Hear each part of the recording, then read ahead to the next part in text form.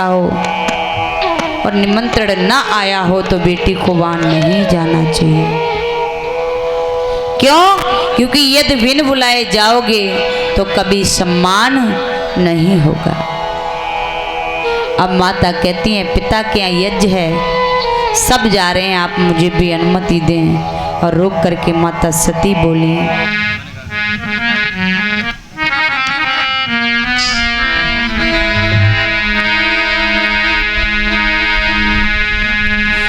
पिता ने यज्ञ रचाई, पिता ने यज्ञ रचाई और मैं ना बुलाई भरतार।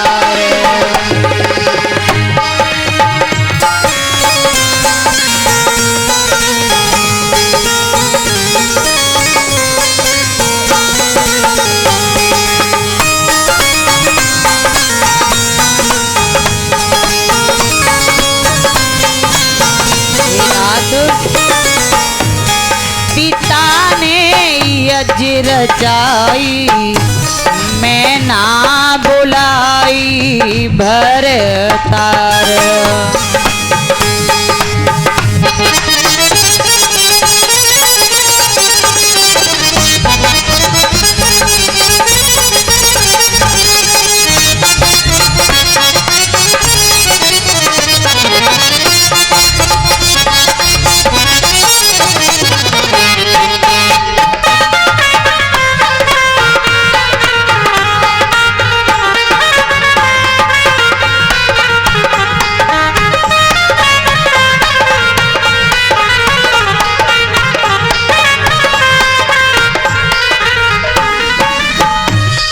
सती के बहने नन से नीर जाऊंगी मैं मात पिता के तीर।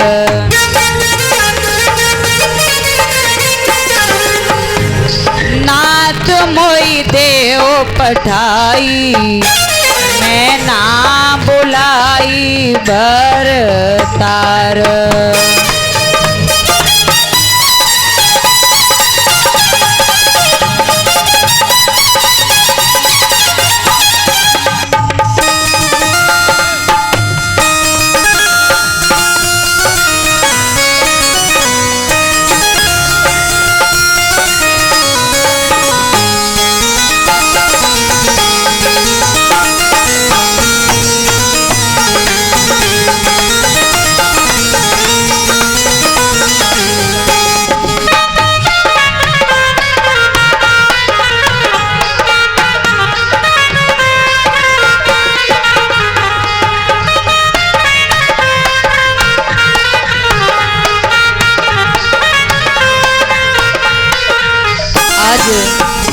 सती भगवान भोलेनाथ से कहते हैं कि आप मुझे वहां भेज दें।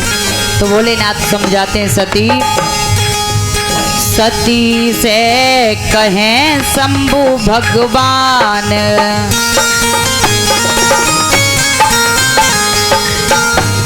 सती मते ठानो ऐसी ठान।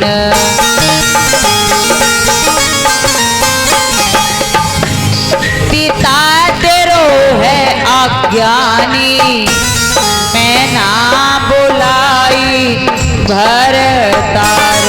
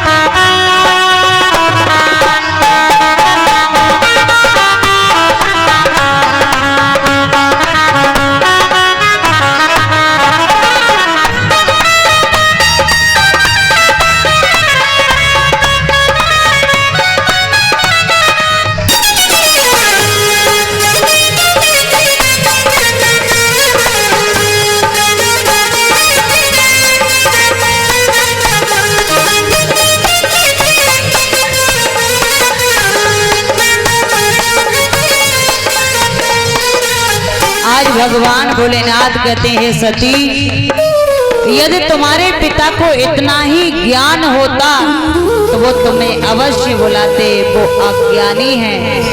इसलिए मेरी बात मान जाओ सती, यदि तुम बिन बुलाए गई तो वहां तुम्हारा अपमान होगा, इसलिए मत जाओ।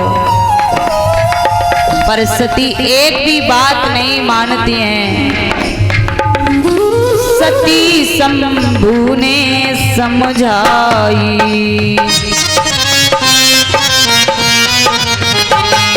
समझ में एक नाई आई।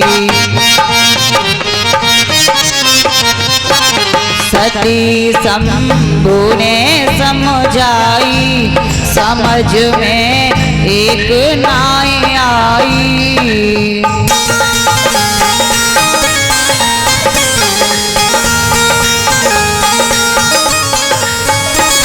नाथ ने कदियो पठाई, मैं ना बुलाई भरता। पिता ने यज रचाई, मैं ना बुलाई भरता।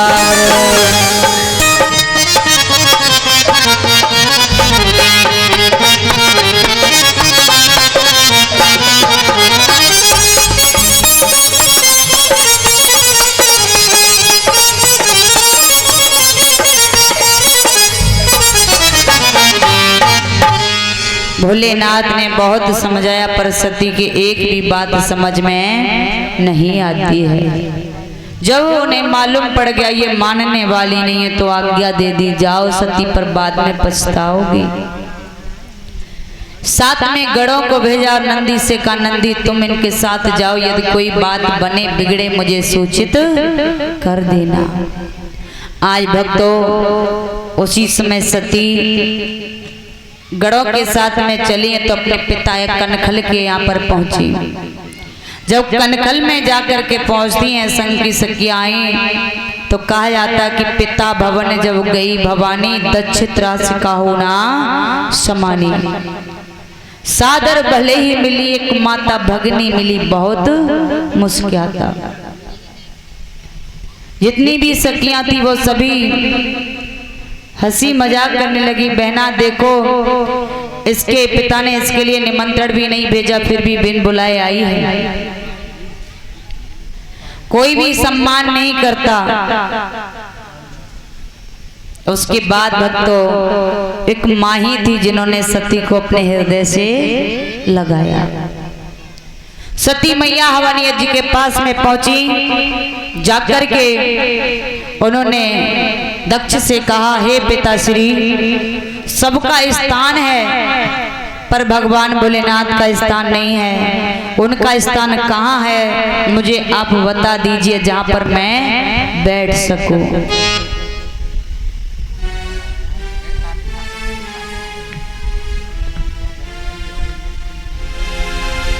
और दरोगा जी हरेंद्र सिंह नगला यादगार के रहने वाले ये 101 रुपये ठाकुर जी की जोड़ों में अर्पित करे हैं। प्रसाद ले लो, भगवान इनकी मनोकामना पूर्ण करें, सदैव ये आगे बढ़ते रहें।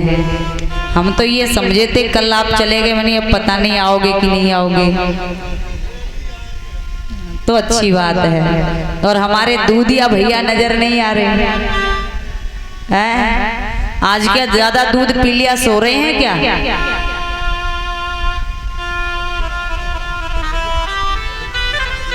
महावीर दूधिया भैया, आज तो आपकी बहुत आवश्यकता है। कल जब आवश्यकता नहीं थी तब आप तो बड़ा रौनक कर रहे थे, आज आवश्यकता है तो गायब हो गए। महावीर दूधिया भैया यदि आवाज सुन रहे हो तो आ जाएं। आज भक्तों समय बीतता हुआ चला जाता है। सती मैया ने जब स्थान पूछा तो दक्ष कहता है सती,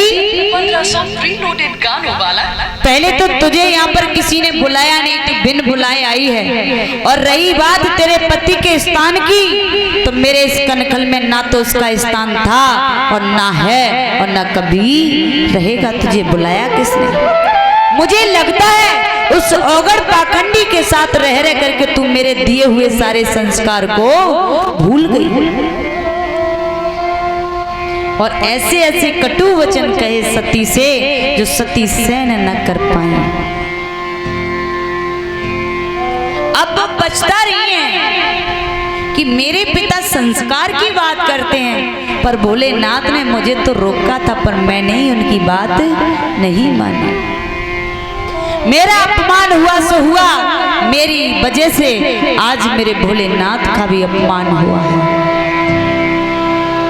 और उसी क्षण सती ने श्राप दे दिया, हे पिता दक्ष, मैं तुम्हें श्राप देती हूं कि तुम्हारा अंग भंग हो जाए।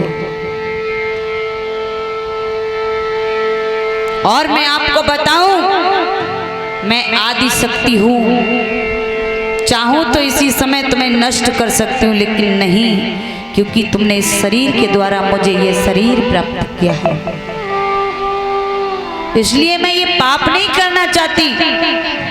और मैं लौट के भी नहीं जा सकती, क्योंकि कैसे उनका सामना मैं करूंगी।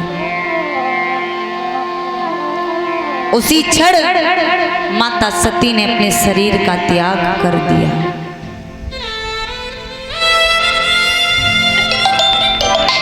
कई कई लोग सोचते हैं कि माता सती हवन कुंड में गिर गई थी, जल गई थी।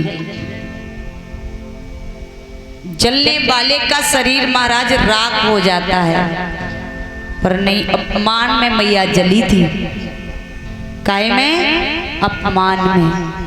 और उसी क्षण उन्होंने अपने शरीर का त्याग किया। परीक्षित महाराज, माताएं हर एक चीज सहन कर सकती हैं, पर कभी भी अपने पति का अपमान सहन नहीं कर सकती हैं। चाहे उनका पति उन्हें रोज मारता हो, बच्चों को बिठा लें, चाहे उनके पति उन्हें रोज मारते हो, चाहे कटु वचन कहते हो, पर यदि कोई पड़ोसन बहन आके कहे कि तेरो पति बड़ो खराब है?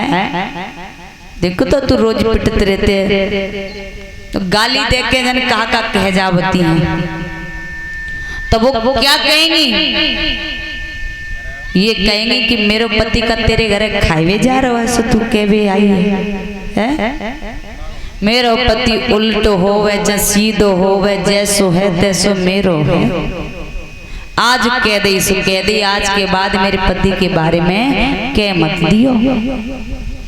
और वो अपने पति के लिए झगड़ा कर बैठेंगे, क्योंकि माताएं सब सहन कर सकती, पर अपने पति की बुराई अपमान सहन नहीं कर सकती। तो आई भक्तों, माता सती ने अपने शरीर का त्याग किया, गढ़ भागते हुए पहुंचे। नंदी ने जाकर के सारी बात बताई। ए बिटिया, पाइप को उखाड़ के ले जाऊंगी कहाँ? देखो, बैठ जाओ, तुम पे ना जी चलेगो, ज्यादा भारी है। आई भक्तों, जब नंदी ने जाकर के कहा तो भगवान भोलेनाथ ने जटाओं को उखाड़ा, पत्थर पे मारा, वीरभद्र प्रकट होते हैं। कहा प्रभु क्या आदेश है? तो उसी समय भगवान भोलेनाथ ने कहा, हे वीरभद्र, आप कनखल में जाओ और सती के श्राप को पूर्ण करो, दक्ष का सर धड़ से अलग करो। वीरभद्र चले और जैसे ही दक्ष को मालूम पड़ा, अपनी सारी सेना को युद्ध करने भेज दिया, पर पल भी सेना नहीं टिक पाई। भृगु महात्मा को भेजा, उनकी दाढ़ी फाड़ी उखाड़ के फेंक दी, अपमान कर दिया, उन पे भी वो नहीं रुके। दक्ष को मालूम पड़ा कि अब ये ऐसे रुकने वाले नहीं हैं, तब उन्होंने नारायण से कहा कि जाओ आप ही उसको रोको। नारायण जाते हैं और उन्होंने जाकर के वीरभद्र को बंदी बना लिया। जब वीरभद्र बंदी बन जाते हैं तो उसी समय भगवान भोलेनाथ ने देवी काली को बुलाया और कहा, हे देवी काली, आप जाओ और वीरभद्र को मुक्त करो। देवी काली पहुंची और उन्होंने जाकर के वीरभद्र को मुक्त किया। वीरभद्र जैसे महल में प्रवेश होते हैं, दक्ष को सामने देखा तो उसका सर धड़ से अलग कर दिया। भोलेनाथ आते हैं, सभी ने प्रार्थना की, प्रभु हवन यज्ञ अधूरा है, इसे पूर्ण कराएं। भगवान ने कहा कि बिना दक्ष के ये पूर्ण नहीं होगा, इसलिए आप उत्तराखंड में जाएं, एक बकरे को ढूंढें जिसकी काया कारी हो, दाढ़ी लटकती हो, उसी बकरे के शीश को लेकर के आओ। नहीं तो उसी समय भक्त समय व्यतीत हुआ। बकरे के शीश को लाया गया और वही शीश दक्ष के धड़ में लगा तो उसके मुख से सबसे पहले बम बम का शब्द निकला, जो कावड़िया लोग भूलते हैं। ये शीश क्यों लगा? क्योंकि नंदी ने उनको श्राप दिया था। कनखल में बई हवन यज्ञ पूर्ण हुआ। सती के शरीर को लेकर के भगवान भोलेनाथ चले तो देवताओं ने कहा, अगर ऐसे ही इनके हाथ में सती का शरीर बना रहा तो महाप्रलय आ जाएगी, कुछ कीजिए। नारायण ने अपना चक्र सुदर्शन छोड़ा और सती के अंग के बामन खंड किए और जहां जहां वो अंग गिरे वहां माता शक्ति पीठ के रूप में प्रकट हुए। आई भक्तों, भोलेनाथ सती के वियोग में समाधि लगा करके बैठ जाती हैं। जब वो समाधि लगा के बैठ गए तो ताड़केश्वर नाम का दैत्य आज लाभ उठाने लगा, क्योंकि उसे वरदान मिला है कि शिव पुत्र उसका वध करेगा। और आज उसे मालूम पड़ गया कि माता सती नहीं, शिव का पुत्र है नहीं, तो क्यों नहीं मैं स्वर्ग पर अधिकार जमा लूं। अब वो देवताओं को सताने लगा। देवता दौड़ करके ब्रह्मा के पास गए, जाकर के प्रार्थना की, प्रभु ताड़केश्वर नाम का दैत्य मुझे बहुत सता रहा है, इसका वध कैसे होगा। ब्रह्मा जी कहने लगे, अभी तो वो है ही नहीं जो इसका वध करेगा, इसका वध शिव के पुत्र के द्वारा होगा। देवता चिंता में पड़ गए। अभी अभी माता सती ने अपने शरीर का त्याग किया, कब वो अवतार लेंगे, कब बड़ी होंगी, तब विवाह होगा, तब संतान की प्राप्ति होगी, तब वो बड़ा होगा, तब युद्ध करेगा। तब तक मुझे लगता है कि कोई भी देवी देवता जीवित नहीं बचेंगे।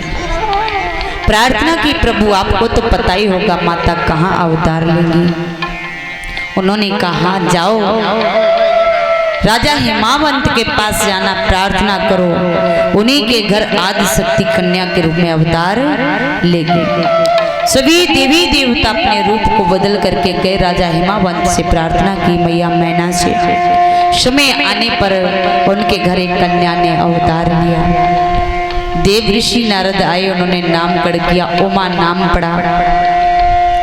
हस्तरेखा देख करके बताइए, कोई साधारण कन्या नहीं है, साक्षात आपके घर आदि शक्ति ने अवतार लिया है। वर के बारे में भी बता दिया,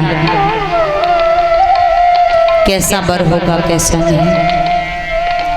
धीरे धीरे उमा का पालन पोषण हुआ। 5 वर्ष की उमा हुई। एक दिन सो रही थी, भोलेनाथ ने कहा, उमा क्या आप सोती रहोगी? यदि मुझे प्राप्त करना है तो मेरी तपस्या करो। सुबह हुआ, उमा ने माता पिता से आज्ञा ली, तपस्या करने पहुंची। तपस्या करते करते उमा विवाह योग्य हो गई। देवताओं ने देखा, भोलेनाथ के पास पहुंचे। उस समय भोलेनाथ नेत्र बंद किए हुए बैठे हैं। तो भक्तों, बहुत प्रयास किया समाधि को खुलवाने का, भोलेनाथ ने समाधि नहीं खुली। उसके बाद इंद्र कामदेव को बुला करके लाए, तो कामदेव ने 5 बाण धनुष पर धारण किए और जैसे ही छोड़े तो एक बाण जाकर के भोलेनाथ के तीसरे नेत्र में लगा। कामदेव जल करके राख हो गए, भस्म हो गए।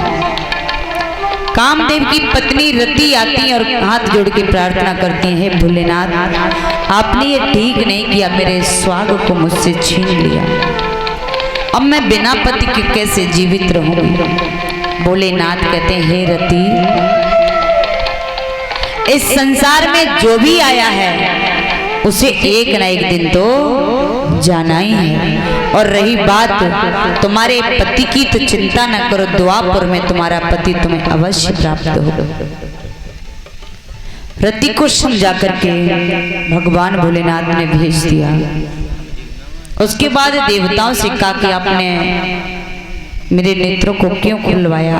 तो उन्होंने कहा, प्रभु ताड़क्षुर नाम का दैत्य बहुत परेशान करता और इस समय माता ने भी अवतार ले लिया, उमा के नाम से जानी जाती है, आपको प्राप्त करने के लिए वो तपस्या कर रही हैं। तो उसी समय भक्तों उन्होंने कहा, प्रभु आप विवाह कर लीजिए। भोलेनाथ कहते हैं, ऐसे नहीं, जब तक हम उमा की परीक्षा नहीं ले लेते तब तक विवाह नहीं करेंगे। सप्तऋषियों को भेजा और सप्तऋषियों ने जाकर के अन्य अन्य प्रकार से उमा की परीक्षा ली, जिसमें उमा सफल हुई। भोलेनाथ को आकर के बताया तो स्वयं भोलेनाथ जाते उमा की परीक्षा ली और कहा, हे उमा, अब मैं आपसे विवाह करने के लिए तैयार हूँ, आप अपने घर चली जाओ, मैं शीघ्र ही तुमसे विवाह करने के लिए आऊंगा। उमा को भेज दिया। देवऋषि नारद राजा हिमावत के पास पहुंचे और कहे, राजन आपकी पुत्री विवाह योग्य हो गई हैं, अब इनके लिए वर दिखवा लिया जाए। तो उन्होंने नाई और पंडित को बुलाया है वर ढूंढने के लिए। उस समय परीक्षित महाराज नाई और पंडित वर ढूंढने जाते थे। और अब चाहे परिवार वाले देखा है, चाहे घर के लोग माता पिता देखा है, पर शादी पक्की नहीं। जब तक लड़का लड़की एक दूसरे को देख नहीं लेते तब तक शादी फाइनल नहीं होती है। तो आज नाई और पंडित कैसे जा रहे हैं गौरा के लिए वर देखने? प्रेम से तालियां बजाते भाव से बोले।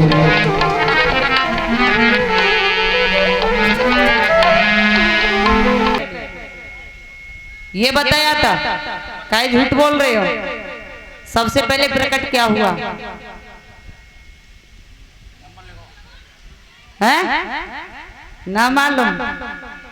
फिर का दूसरे की सुनी सुनाई कह दे, तासे से पुड़िया बांटना बंद कर दे। हाँ बैठ जाओ। सबसे पहले क्या प्रकट हुआ? ओम। क्या? ओम। अच्छा, पर फिर भी पता नहीं, फिर भी कह रहे हैं हमें पता ही ना। सत्य निकली तो दोबारा भी उसका प्रयोग कर देते तो हम मानते कि हाँ तुम सुन रहे हो।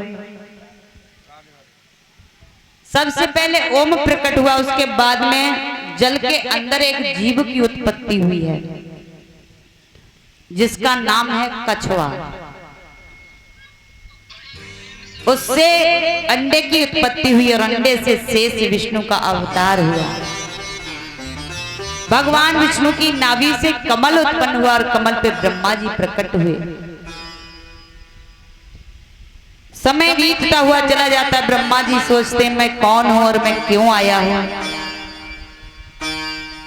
अपने आप को पहचानते हैं, चारों तरफ देखते हैं तो उन्हें जल ही जल नजर आता है। सोचा कि अंदर कोई होगा, अंदर गए जल के तो अंदर भी देखा तो जल ही जल नजर आया। कई वर्षें बीत गई ब्रह्मा जी को अपने आप को पहचानने में, पर उन्हें पता ही नहीं लग पाया।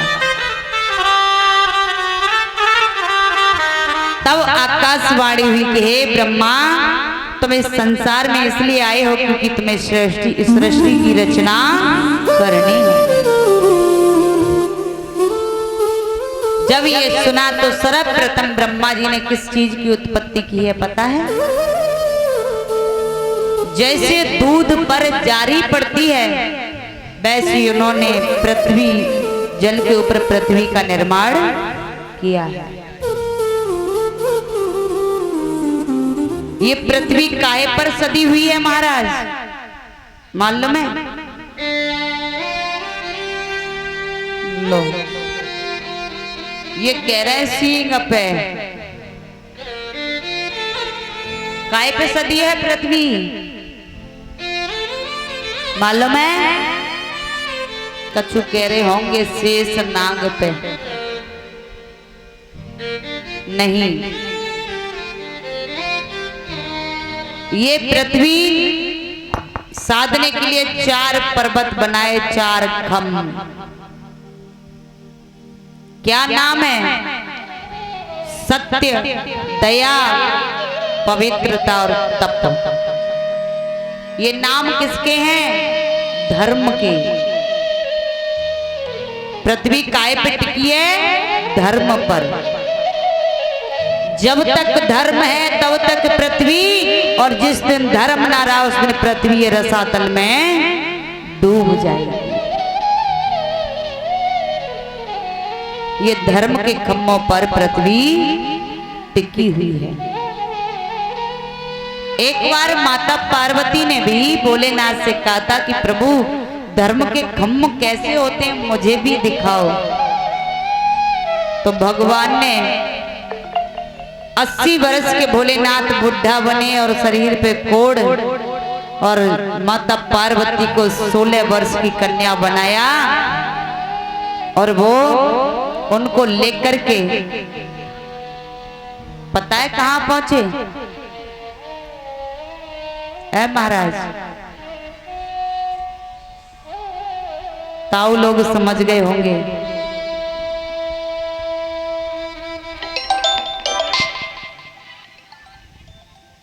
वो उसी समय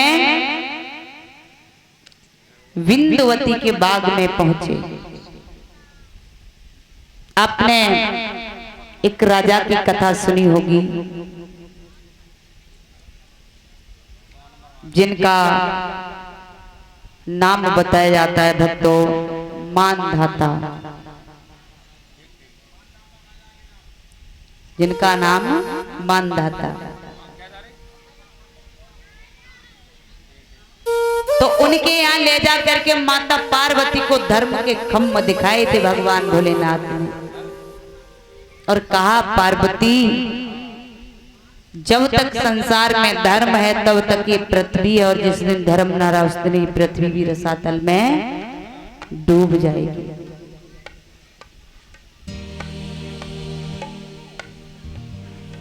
तो ये पृथ्वी काय पे टिकी है? धर्म पर। समय बीतता हुआ चला जाता है। 2 पुत्रों की उत्पत्ति की जिनका नाम जय और विजय पड़ा। ये भगवान विष्णु के पार्षद बने। उसके बाद ब्रह्मा ने 4 पुत्रों की उत्पत्ति की है जिनका नाम है सनक, सनंदन, सनातन, संत कुमार। इन्होंने पूछा पिताजी मैं संसार में क्यों आया हूं?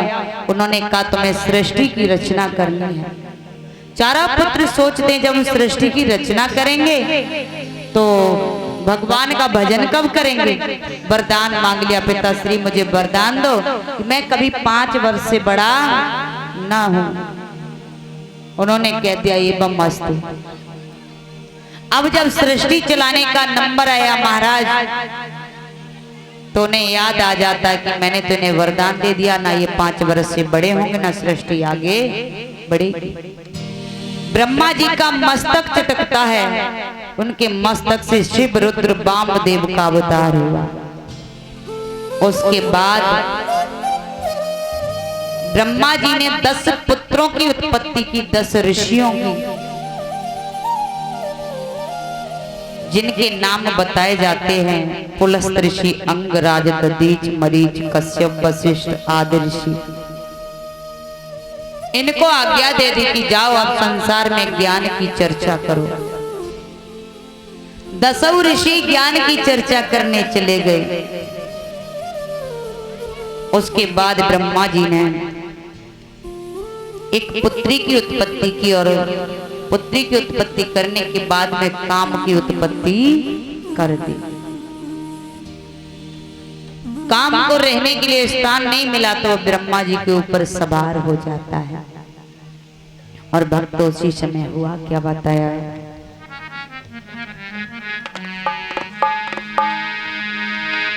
आरे निकल गई कर मन की हेटी और काम भयो असबार पकड़ लई ब्रह्मा ने बेटी।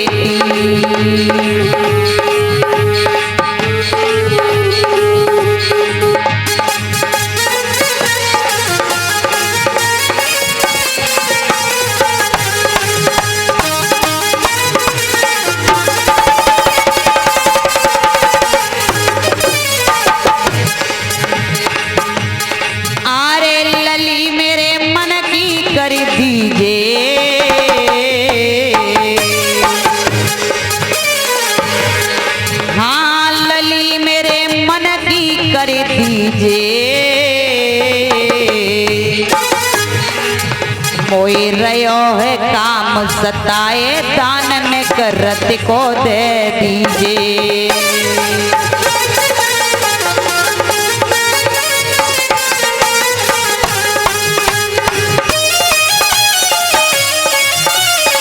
जय हो।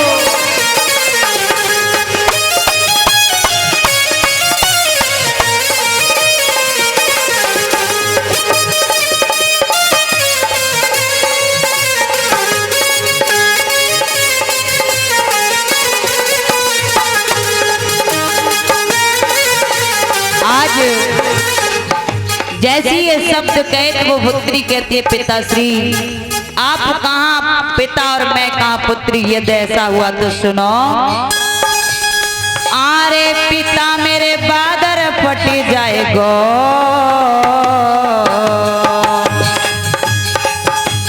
पिता मेरे बादर फट जाएगो नाते में बबुला लगो पिता मेरो धर्म बिगड़ जाएगो नाते में बबुला लगो पिता मेरो धर्म बिगड़ जाएगो।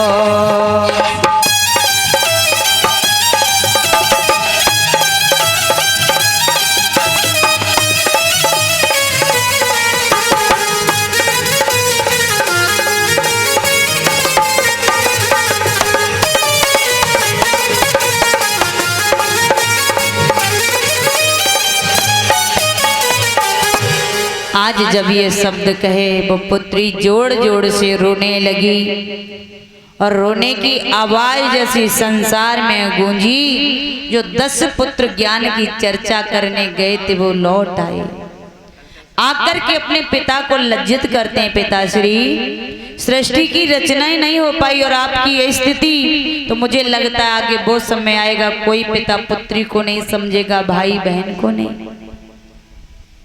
बहुत लज्जित किया तो उसी समय ब्रह्मा ने अपने शरीर को नष्ट कर दिया। बीच से शरीर फटा तो एक जोड़ा उत्पन्न हुआ जिसका नाम है स्वयंभव मनु शत्रुपा। एक नर एक नारी। इन्हीं से सृष्टि आगे चली है भक्तों। तो इनके 2 पुत्र प्राप्त हुए। एक का नाम उत्तानपाद और एक प्रियव्रत। जो उत्तानपाद अयोध्या के राजा बने जिनके यहाँ पर भक्त ध्रुव ने अवतार लिया अब प्रभु के नारायण के दर्शन पाए। प्रियव्रत भगवान का भजन करने निकल जाते हैं। उसके बाद समय व्यतीत हुआ। देवहूति प्रसूति अकृति का जन्म हुआ। देवहूति कर्दम ऋषि को विवाही गई। प्रसूति दक्ष को आकृति प्रजापति को विवाही जाती है। इधर भक्तों प्रसूति से 60 कन्याएं उत्पन्न हुई जिनमें से 27 कन्याएं चंद्रमा को विवाही गई। 13 कश्यप ऋषि को चार धर्म को एक शिव को जो माता सती बताई जाती हैं, बची वो प्रचेता को विवाही गई। अब हम सभी भगवान भोलेनाथ और माता सती की कथा को श्रवण पान करेंगे। जब भोलेनाथ के साथ में माता सती का विवाह हो जाता है तो एक बार बताया जाता है, सती भवानी के सहित एक बार भगवान त्रेता में कुछ दिन रहे कुंभज के मेहमान।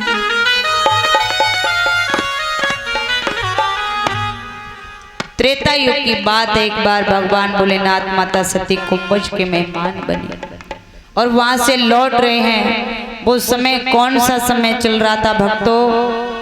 दशरथ का मरण हो चुका, सीता का हरण हो चुका था। प्रभु श्री राम 14 वर्ष के लिए महल से बाहर निकले हैं, माता की आज्ञा का पालन कर रहे थे।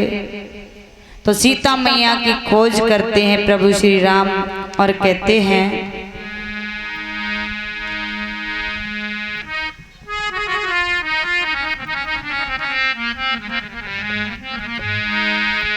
ही खग मृग ही मधुकर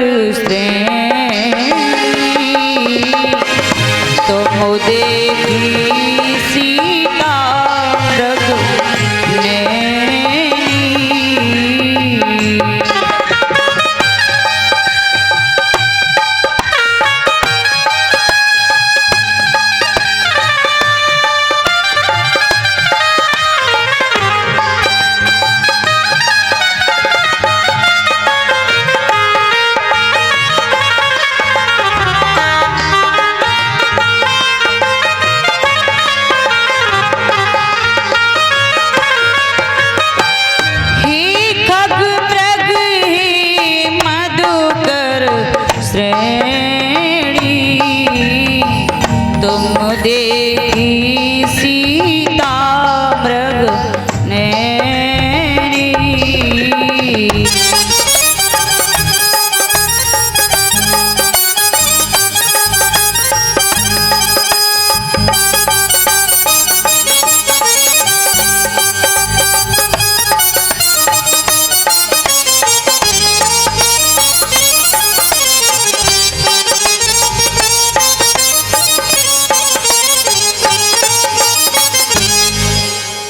प्रभु श्री राम पशु पक्षियों से पूछते हैं, यदि किसी ने मेरी सीता के बारे में जाना हो, मेरी सीता को किसी ने देखा हो तो मुझे मेरी सीता के बारे में बता दो, मेरी सीता कहाँ है? भोलेनाथ ने जैसे ही देखा झुक करके उनको प्रणाम किया। माता सती कहने लगी, हे नाथ, आप तो तीनों लोकों के अवतारी हो और इन छोटे छोटे बालकों को आप प्रणाम कर रहे हैं, ये कौन है? भोलेनाथ कहते, ये हमारे इष्ट हैं, ये भगवान हैं। भगवान? हाँ। तो ये रो क्यों रहे हैं? आपको नहीं पता इनकी पत्नी को किसी ने चुरा लिया है। माता कहती हैं, आप भगवान बताते हो, यदि ये भगवान होते तो बैठे ही बैठे पता लगा लेते, पर ये भगवान नहीं है। मैंने सुना ये राजा दशरथ के पुत्र राम और लक्ष्मण हैं। नहीं, मैं सत्य कह रहा हूं, ये भगवान हैं। आज भक्तों समय बीतता हुआ चला जाता है। माता कहने लगी, प्रभु यदि आपकी आज्ञा हो तो क्या मैं दर्शन कर सकती हूँ?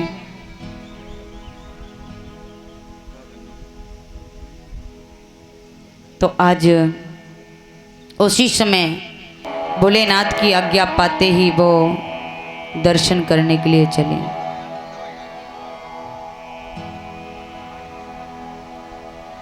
जिस मार्ग से प्रभु श्री राम अपने भाई के साथ सीता की खोज करते हुए आए, उसी मार्ग पे माता ने सीता का रूप धारण किया और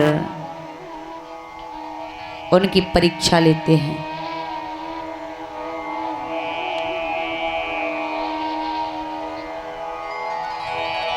आज माता कहने लगी, हे प्रभु, आप मेरी खोज कर रहे हैं पर मैं तो आपके समक्ष हूं। अब आपको मैं मिली गई हूं तो आप यहाँ क्या कर रहे हैं? मेरे साथ कुटिया पे चलिए। लक्ष्मण कहते हैं, भैया ये तो माँ है। प्रभु श्री राम कहते हैं, लक्ष्मण ये तुम्हारी ही माता नहीं, ये हमारी भी माता है। आपको नहीं पता। उसी समय प्रभु श्री राम ने माता को झुक करके प्रणाम किया और कहा, माता आप यहाँ अकेली भोलेनाथ को कहाँ छोड़ दिया? एकदम मैया का सर झुका का झुका ही रह गया। वहां से वापस लौटी। भोलेनाथ ने कहा, कहो सती दर्शन कराई, परीक्षा तो नहीं ली? तो आज माता क्या कहती है और बोली,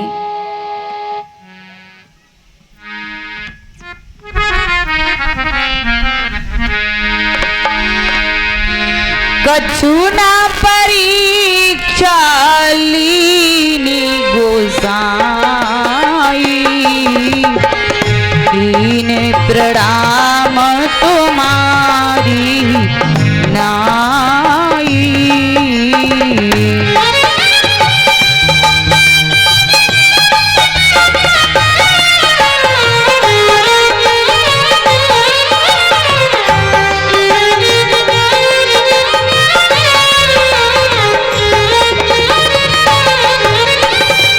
मैया कहती है, मैंने कोई परीक्षा नहीं ली। जैसे तुमने उनको प्रणाम किया वैसे मैंने भी उन्हें दूर से प्रणाम किया और मैं चली आई। अब देवता देख भी रहे और सुन भी रहे हैं। उन्होंने कहा, हम और आप झूठ बोले हैं सो बोले, यहाँ तो जगत जननी जगदम्बा झूठ बोल रही है। रुका नहीं गया। हुआ क्या? ताकन है गई नभ से वाणी, बाबा कह रही है झूठ भवानी।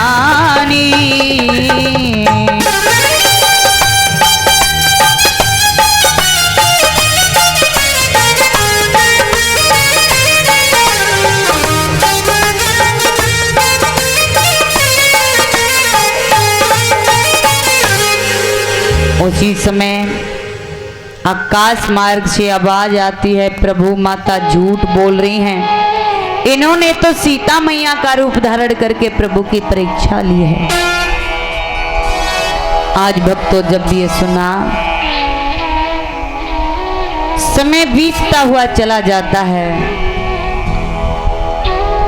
भोलेनाथ ने मन ही मन में माता सती का त्याग कर दिया। हे सती, तुमने ये ठीक नहीं किया।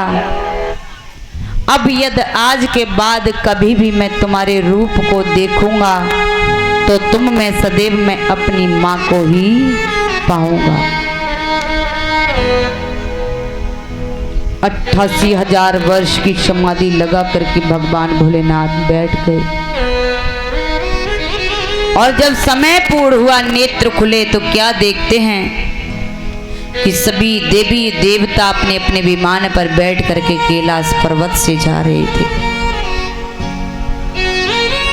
माता सती आकर के पूछने लगी, हे नाथ, ये सभी देवी देवता कहाँ जा रहे हैं अपने अपने विमान पर बैठ करके? तो उसी समय भोलेनाथ कहते हैं, देवी ये तुम्हारे पिता के यहाँ जा रहे हैं। क्यों? क्योंकि तुम्हारे पिता ने बहुत बड़ा हवन यज्ञ किया है, इनके लिए निमंत्रण आया, ये उसी को पूर्ण करने जा रहे हैं। उसी समय माता कहती है, प्रभु मेरे लिए निमंत्रण क्यों नहीं आया? भोलेनाथ कहते सती, एक समय की बात है, देवताओं की सभा लगी हुई थी, तुम्हारे पिता का आना हुआ, सबने तुम्हारे पिता का सम्मान किया, पर मैंने उनका सम्मान नहीं किया। आज वही अपमान करने के लिए उन्होंने सबको निमंत्रण दिया, पर मुझे निमंत्रण नहीं दिया। माता कहती है प्रभु, तो बेटी तो अपने माता पिता के यहाँ बिन बुलाए जा सकती है। हाँ जा सकती है, पर समय समय पर। जब बेटी को माता पिता की याद आए, बेटी जा सकती है। कोई त्योहार हो, बेटी जा सकती है, परंतु हे सती, माता पिता भाई के यहाँ पर कोई अनुष्ठान होता हो, कार्यक्रम होता, क्यों? क्योंकि विष्णु की माया बड़ी विचित्र है, वो मुझे पकड़ लेगी। मैं तुम्हें वरदान देती हूँ, तुम जहाँ भी रहोगे तुम्हारे ऊपर विष्णु की माया का कोई प्रभाव नहीं पड़ेगा। सुख चला और अमरनाथ में कैलाश पर्वत पे एक गुफा में सुख पक्षिणी के उदर से अंडे के रूप में जन्म ले लिया। माता आज जिद पकड़ती है, प्रभु आप मुझे अमर कथा सुना दो। तो भोलेनाथ ने एक शर्त रख दी, एक शर्त पे सुनाएंगे। क्या शर्त यह है, अगर मैं तुम्हें अमर कथा पान कराऊं तो तुम्हें बीच बीच में हुक्रा देना होगा। उन्होंने कहा ठीक है। भगवान भोलेनाथ उन्हें गुफा में लेकर के पहुंचे और जोर से डमरू बजाया। जितने भी पक्षी थे वो उड़ गए और उसी सुख का उस समय जन्म हो गया। नेत्र बंद करके भगवान भोलेनाथ कथा को सुनाने लगे। मैया हुक्रा देती हैं। हुक्रा देते देते माता को नींद आ गई। तो आज उनके स्थान पे वो पक्षी हुक्रा देना प्रारंभ कर देता है। धीरे धीरे जब 7 दिन पूरे हुए, प्रभु के नेत्र खुले, देखा तो माता पार्वती सामने सो रही थी। भगवान भोलेनाथ कहते हैं देवी पार्वती, देवी पार्वती, आंखों को मिड़मिड़ाते मैया जागी। अब सो रही हो, नींद आ गई। फिर ये हुक्रा कौन दे रहा था कि मुझे नहीं मालूम। भोलेनाथ चिंता में पड़ गए कि कहीं इस कथा को किसी असुर ने तो नहीं सुन लिया, जो देवताओं पे कहीं संकट ना आ जाए। त्रिशूल लेकर के खड़े हुए, पक्षी प्राण बचा करके आकाश मार्ग में भागा कि आज तो हम बचने वाले नहीं हैं। आगे आगे पक्षी और पीछे पीछे भोलेनाथ। उड़ता हुआ वो पक्षी व्यास आश्रम के नजदीक पहुंचा। व्यास जी की पत्नी छत पर खड़ी केशों को सुखा रही थी। मुख खुला तो मुख के द्वारा वो पक्षी उदर में प्रवेश कर जाता है और कहता है कि यही एक स्थान है जहां मैं बच सकता हूं। भोलेनाथ व्यास जी के पास पहुंचे और कहने लगे, व्यास जी तुम्हारे घर में मेरा चोर छिपा हुआ है। व्यास जी कहते हैं सुबह से संध्या हो गई, ना तो कोई अंदर से बाहर आया ना बाहर से अंदर गया, हम कैसे कहते कि चोर छिपा है। और उधर कैलाश पर्वत पे माता पार्वती कहती, अरे नींदरिया तूने मेरे साथ में अच्छा नहीं किया, आज मैं तुझे श्राप देती हूँ। और आज क्या बोली है वो मैया,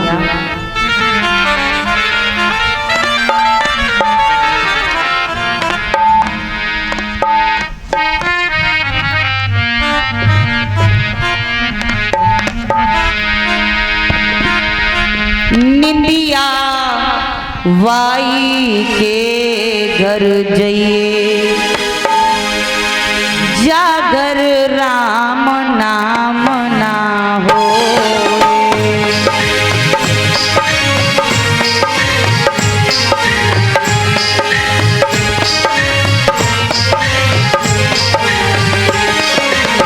राम नाम ना हो, जागरी राम नाम ना हो, निंदिया बाई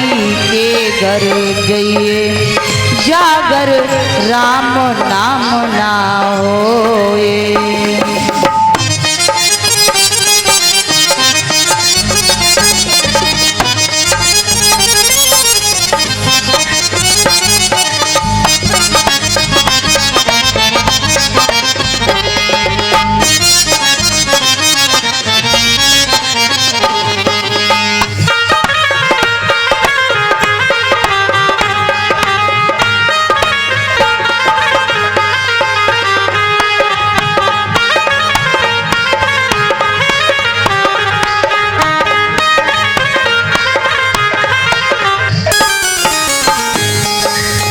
पार्वती भोले से बोली कथा सुनाए देव मोए।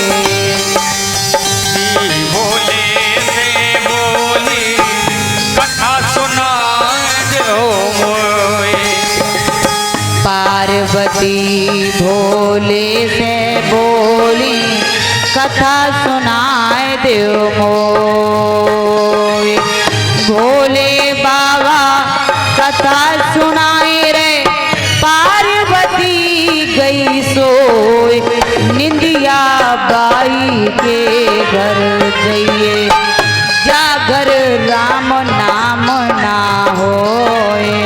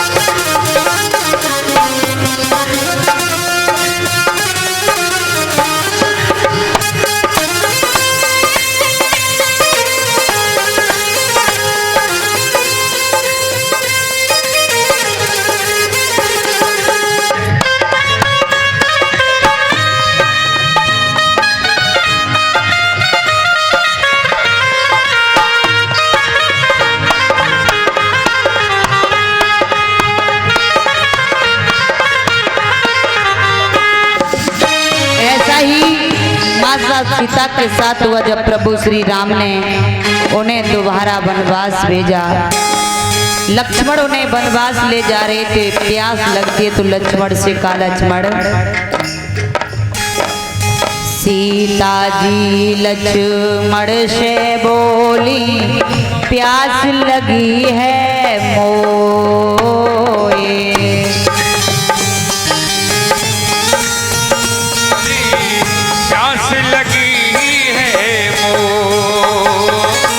सीता जी लक्ष्मण से बोली प्यास लगी है मोए। लक्ष्मण पानी लेने गए तो सीता गई है सोए।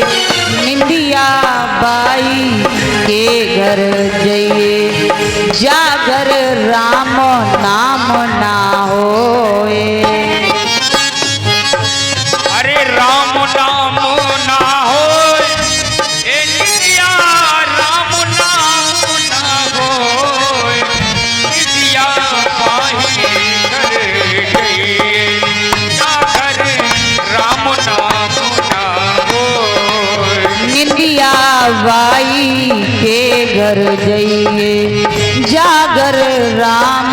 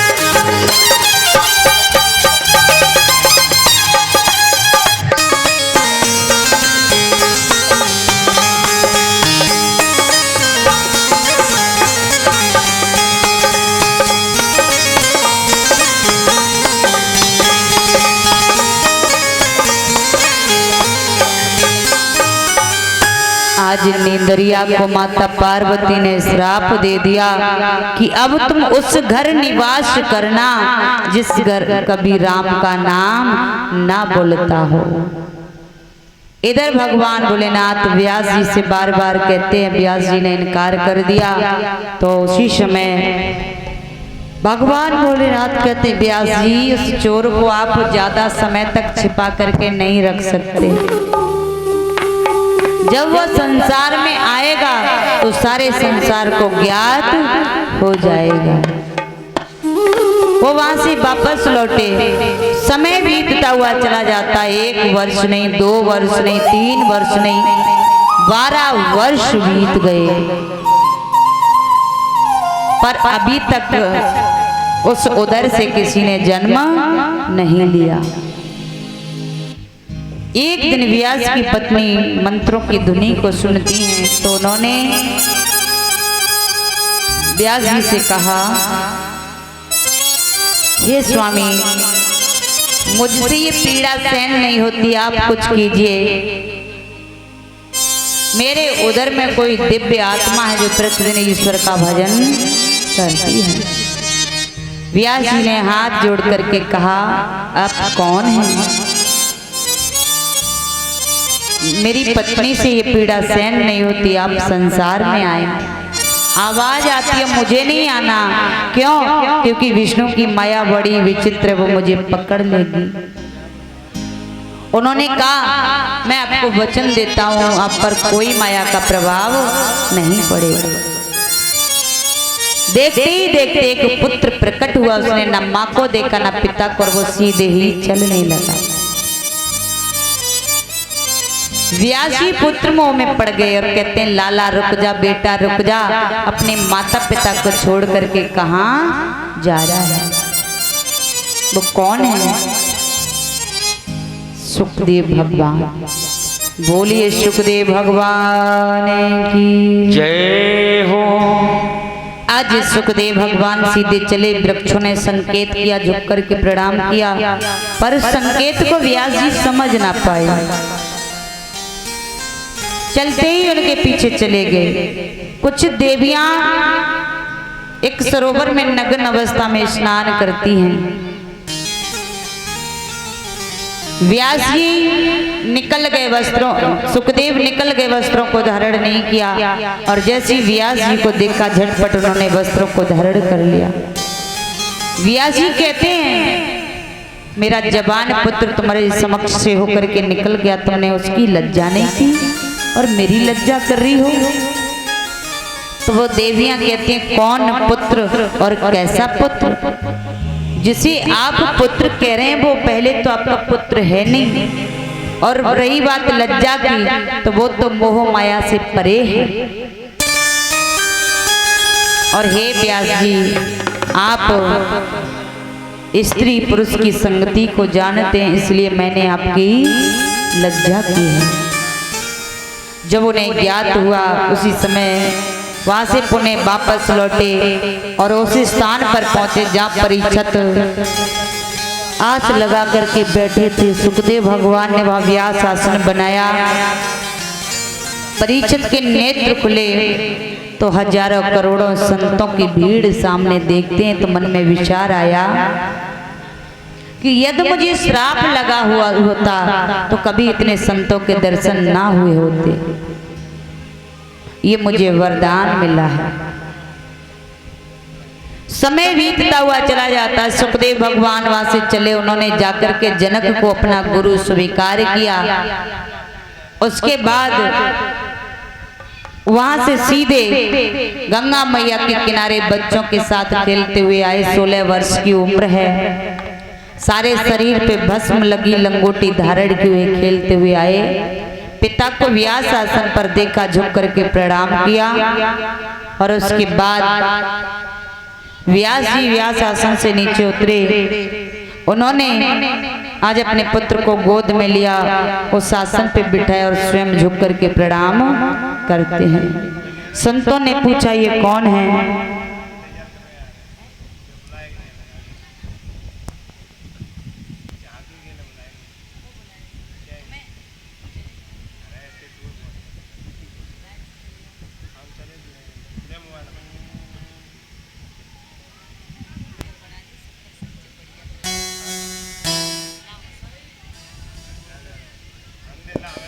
श्री राधे।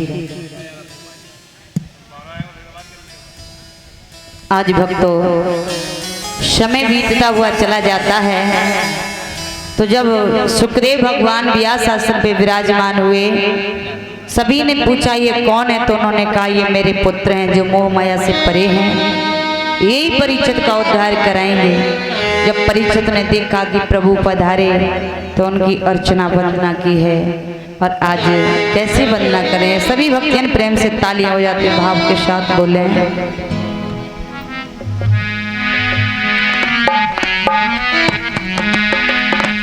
क्यों?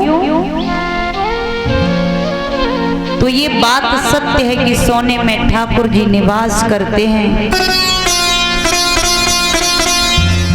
पर जो बेईमानी का जबरदस्ती का होता है उसमें सदैव कलयुग ही निवास करता है।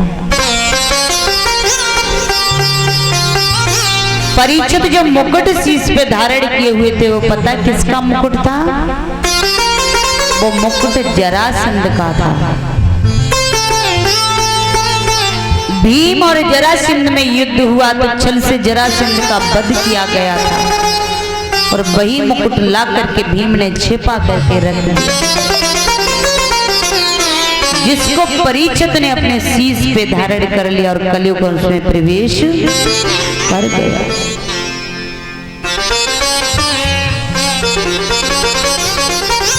जो भी भक्त इन 4 स्थानों पे प्रवेश करता है उसकी बुद्धि कलयुग जैसी हो जाती है।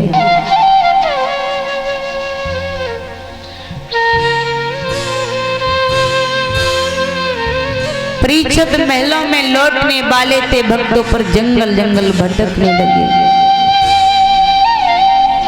अब उन्हें प्यास लगी है, जल खोजते हैं। जल ढूंढते ढूंढते समीप मुनि के आश्रम पर पहुंचे, जहां वो प्रभु के ध्यान में लीन बैठे हुए हैं। परीक्षित आवाज लगाते हैं, मुनिवर मुझे बहुत तेज प्यास लगी है, यदि जल हो तो मुझे थोड़ा सा जल पिला दो।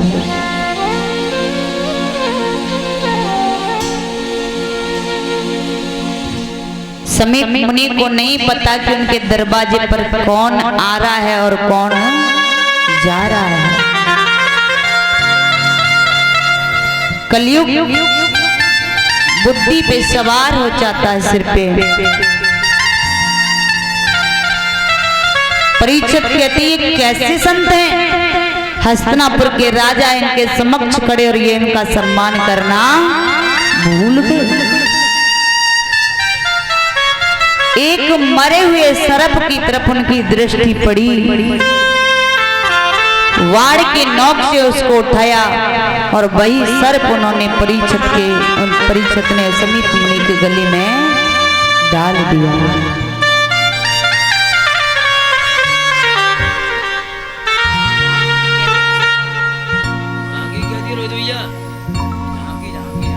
आज समय बीतता हुआ चला जाता है।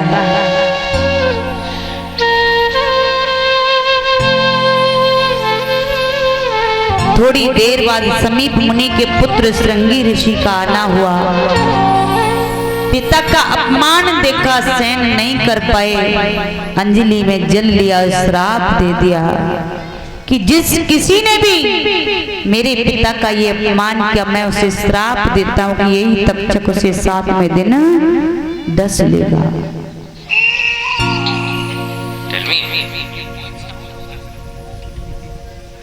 आज भक्तों समीप मुनि के नेत्र खुले, गले में सर्प को देखा, परीक्षित की नादानी को देखा, हंसने लगे।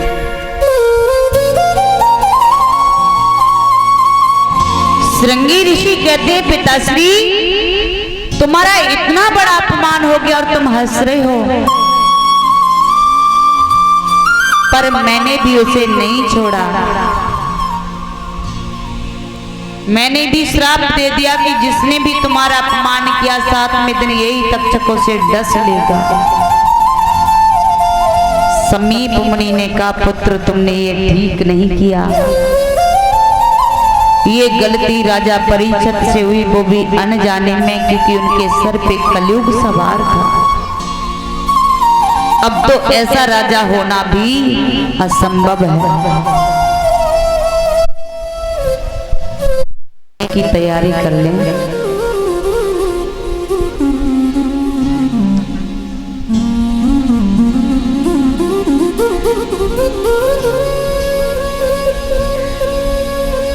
उसी समय समीप मुनि ने अपने शिष्यों को भेजा और कहा, जाओ राजा परीक्षित के महल में जाना और उनसे कहना कि उन्हें 7 दिन तक चक्रदस लेगा, मुक्ति का कोई मार्ग खोज लें।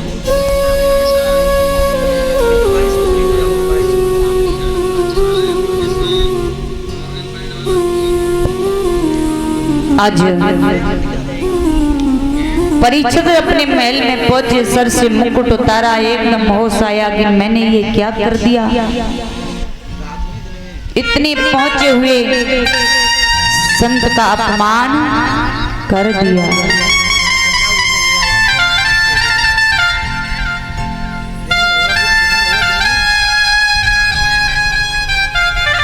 आज भक्तों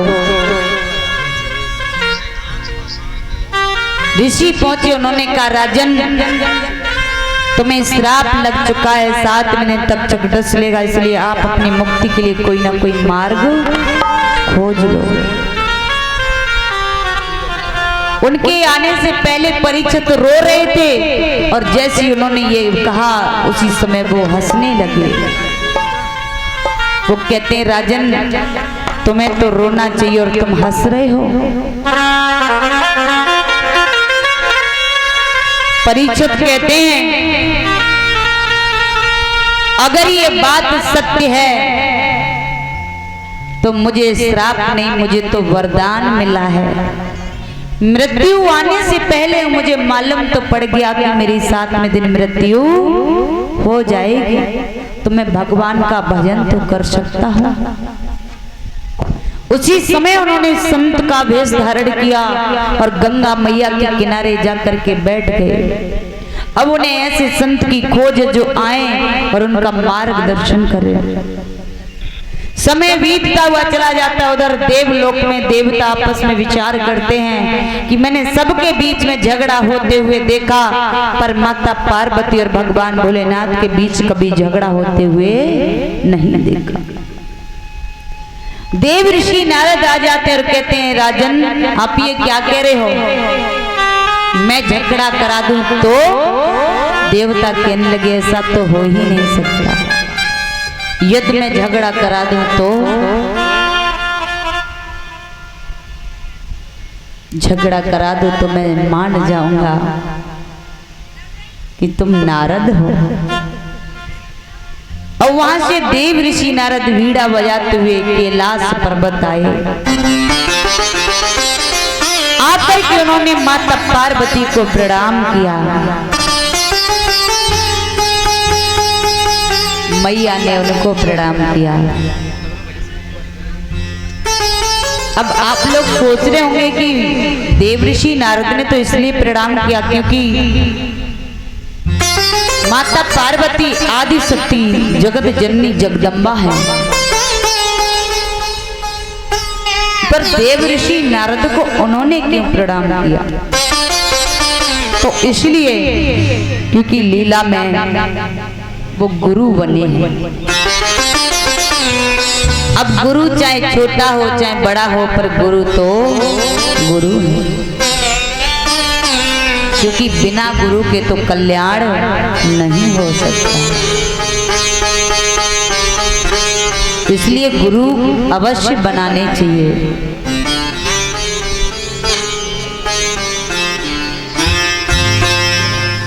आज भक्तों देव ऋषि नारद मैया से पूछते हैं, माता भगवान भोलेनाथ नजर नहीं आ रहे हैं, कहाँ हैं वो? मैया ने कहा, वो तो भ्रमण करने चले गए। उन्होंने देखा यही अवसर है। अब कहते हैं, माता हम तो उनसे कुछ बात करने आए, पर वो है नहीं, तो कोई बात नहीं, जब वो आ जाएंगे तब हम बात कर लें। माता कहती है आप मुझे बताओ क्या बात है, मैं उन्हें बता दूंगी, क्योंकि हमारे और भोलेनाथ के बीच में कोई बात छिपी नहीं है। हे देव ऋषि नारद, गुरु का मंत्र जो कान में दिया जाता है वो भी मुझे बता दिया, और तो और भगवान भोलेनाथ सपने में अगर किसी के दर्शन करते हैं वो भी मुझे बता देते हैं कि मैंने आज राम के दर्शन किए, कृष्ण के दर्शन किए, क्योंकि वो मुझे इतना प्रेम करते, इतना प्रेम करते कि हमारे और उनके बीच कोई भी बात छिपी नहीं है। तो उसी समय देव ऋषि नारद को अवसर मिल गया और उन्होंने कहा माता, तो इसका मतलब भगवान भोलेनाथ ने तुम्हें ये भी बता दिया होगा कि उनके गले में जो मुंडों की माला पड़ी है वो किसके मुंड है। मैया कहने लगी सब बातें बताई पर यही बात मुझे नहीं बताई। देव ऋषि नारद कहते हैं तो प्रेम क्या खाक करते हैं जो आप बार बार कह रही हो कि वो मुझसे बहुत प्रेम करते हैं।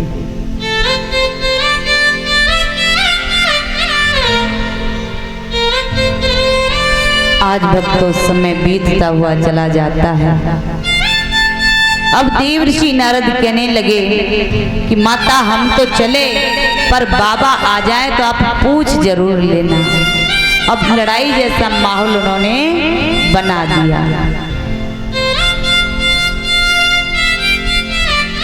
समय बीतता हुआ चला गया, भगवान भोलेनाथ उधर से चले आ रहे तो देव ऋषि नारद ने प्रणाम किया और कहा बाबा तुम्हें मैया याद कर रही है। उन्होंने कहा हाँ, क्योंकि आज आप आए हो इसलिए। समय व्यतीत हुआ,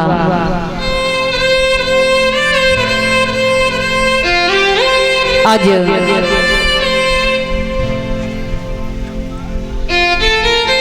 देव ऋषि नारद आए और आकर के माता पार्वती से कहते हैं पार्वती, अरे ओ पार्वती। पार्वती मैया कहती है हमसे ना बोलो। क्या बात है? हमने कहा ना हमसे ना बोलो। देवी बात क्या है?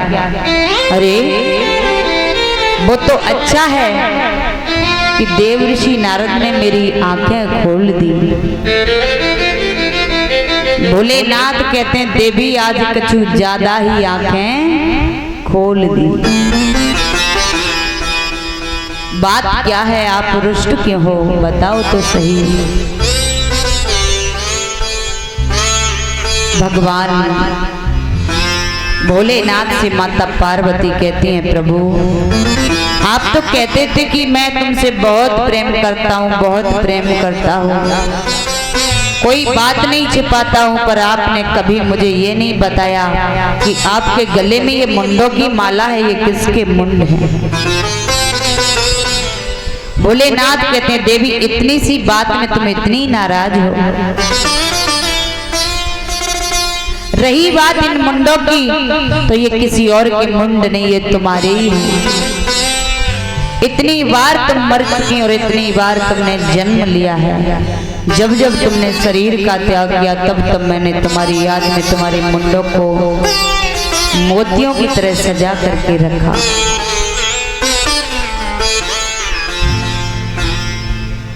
आज भक्तों समय व्यतीत होता है,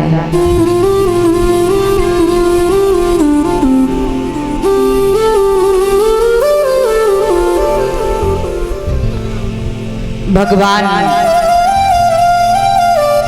भोलेनाथ से आज माता पार्वती कहती हैं प्रभु एक बात कहें। हाँ, मैं बार बार मरती रही, बार बार जन्म लेती रही, पर तुम एक भी बार नहीं मरे।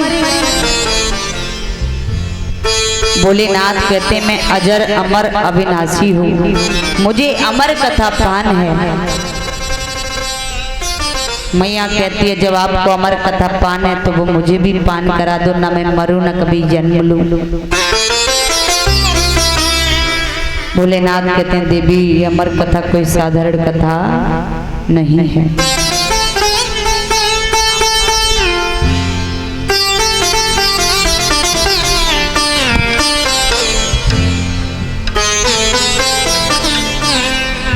ये हटा लो भैया यहाँ से, ये चढ़ते जाया करें तो एक बर्तन में इनको हटाते जाया करो। ये पॉलीथिन भी हटा लो। ये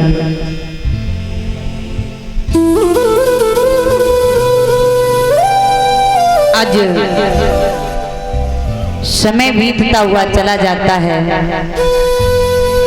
गौलोक धाम में राधा रानी के पास में एक सुख रहता है, तो राधा रानी उस सुख से कहती है हे सुख आप मृत्यु लोक में जाओ और संसार में ज्ञान की चर्चा करो। सुख कहता है मैया मुझे